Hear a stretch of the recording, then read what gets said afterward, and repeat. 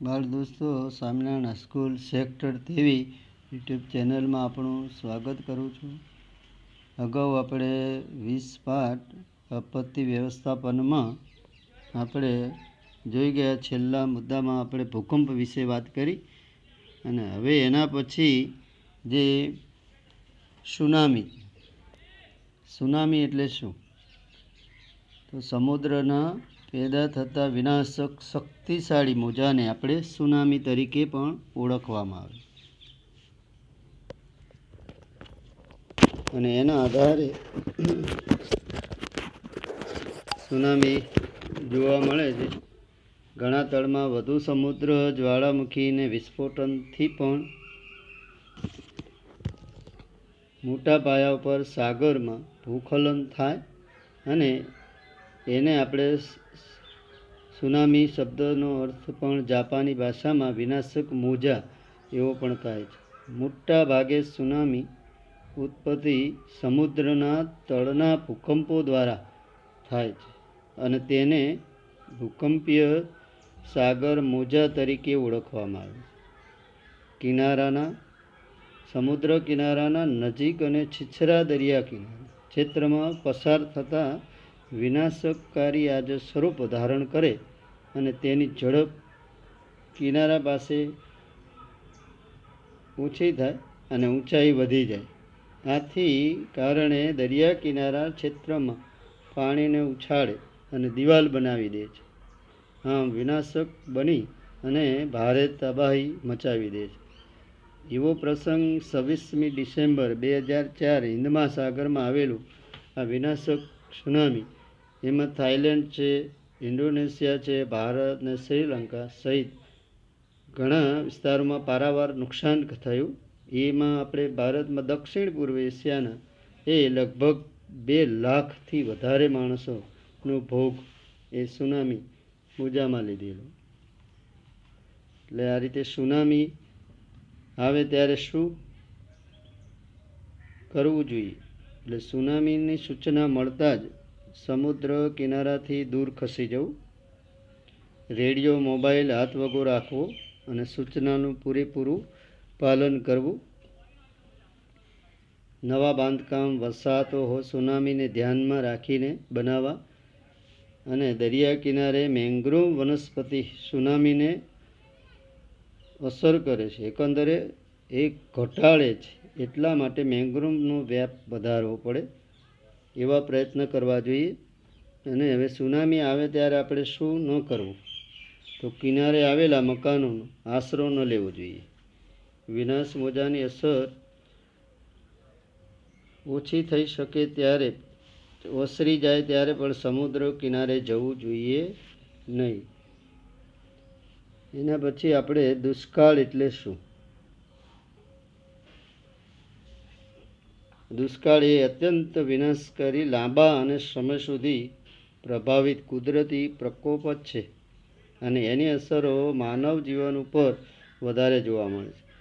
પ્રાણીઓ ખોરાક સાથે પણ જોડાયેલું છે.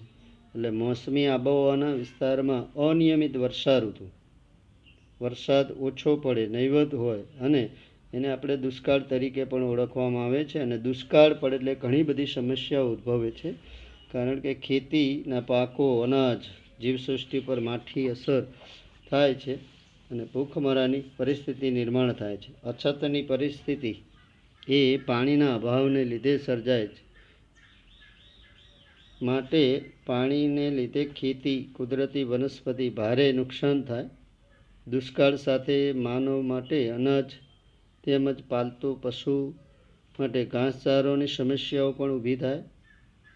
દુષ્કાળમાં ભૂખમરાથી ભારે પશુઓની જાન હાનિ પણ થાય છે અને પશુ આધારિત દૂધની બનાવટોની પણ અસર થાય. એટલા જ માટે કહ્યું છે, જળ એ જ જીવન છે, કારણ કે પાણી વગર માનવ જીવન શક્ય નથી. એટલા માટે દુષ્કાળ પડે ત્યારે પણ હવે શું ન કરવું? તો પાણીના અભાવે ઘણી બધી સિંચાઈની ઉપયોગ વધારવો જોઈએ. ટપક પદ્ધતિ સિંચાઈ દ્વારા ડેમમાં પાણીનો જથ્થો અંદાજે કાઢીને એનું આયોજન કરવું, રાહત કાર્યો કરવા, સસ્તા દરની અનાજની વિતરણ કરવી, એ વ્યવસ્થા ઊભી કરવી, જરૂરિયાત પૂરતી બાંધકામની પ્રવૃત્તિ ચાલુ રાખવી. આમ દુષ્કાળમાં શું નહીં કરવું?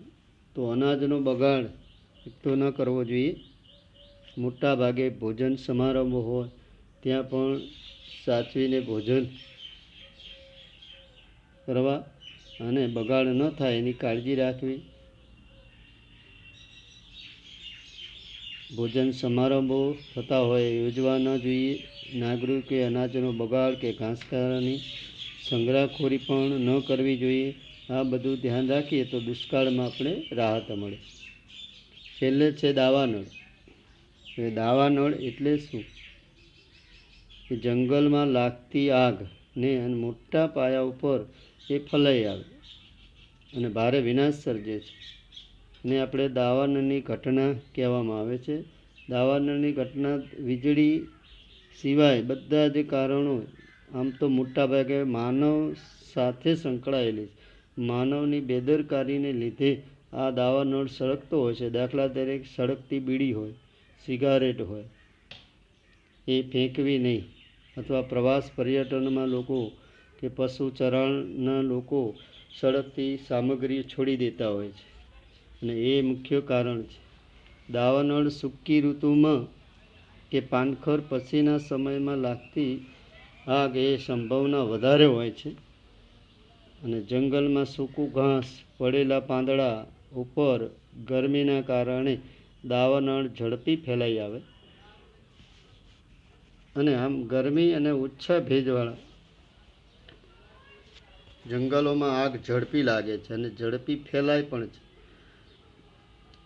કેટલાક વૃક્ષો ઘર્ષણમાંથી પણ વૃક્ષમાંથી જરતો તૈલી પદાર્થ અને એના જ્વલન હોવાથી ઘણી વખત આગ લાગતી હોય છે, આગ ફેલાય છે. એકવાર દાવાનળ લાગ્યા પછી પવનની દિશા જો વધારે હોય, ઝડપથી પવન લાગતો હોય તો અણધારી આગ ચારે બાજુ દાવાનળ ફેલાઈ જાય છે અને આગ માનવ દ્વારા અટકાવી શકાતી નથી. ક્યારેક ભારે વરસાદ પડે તોય અટકી શકે, પરંતુ ગરમ હવાને કારણે ઊંચે ચડતા તણખલાઓ પણ આજુબાજુના વિસ્તારમાં, આજુબાજુના વસાહતોમાં પણ આગનું જોખમ ઊભું કરી દે છે. એટલે આ રીતે દાવાનળ સળગે એટલે માનવ જીવન ઉપર માઠી અસરો, પશુ પક્ષી પ્રાણીઓ એ પણ જોખમ ઊભું થાય છે.